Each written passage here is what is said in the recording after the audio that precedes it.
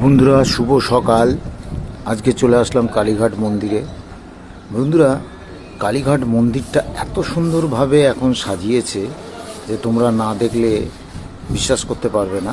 এত সুন্দরভাবে, এবং সাইডের হকার্সের যে দোকানগুলো সাইড করে এত সুন্দরভাবে সমস্ত দোকান করেছে। তাও আমি পুরোটা আপনাদের দেখাতে পাচ্ছি না, কারণটা হচ্ছে সব জায়গায় ঢুকতে দিচ্ছে না। এখন নানা রকম রেস্ট্রিকশান হয়েছে, এই কারণে ঠিক মতন দেখাতে পাচ্ছি না। তবুও যতটা পাচ্ছি তোমাদের সামনে তুলে ধরছি। বন্ধুরা দেখো, এই ভেতরের দিকে আমি ঢুকলাম, ঢুকে দেখতে পাচ্ছ সব পুজো দেওয়ার জন্য ব্যস্ত।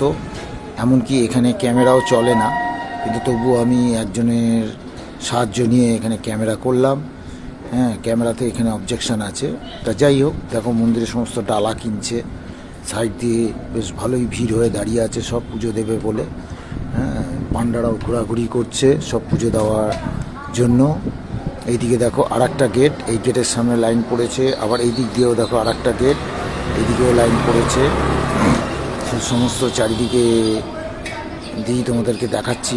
মন্দিরের চত্বরটা খুব সুন্দর লাগছে দেখতে আমার, সেই জন্য তোমাদের সামনে আমি একটু তুলে ধরলাম। কেন কালীঘাট মন্দির যারা আগে দেখেছো, সম্পূর্ণ রকম এখন গেট আপটাই আলাদা করে দিয়েছে, তাই দেখতেও ভালো লাগছে বন্ধুরা।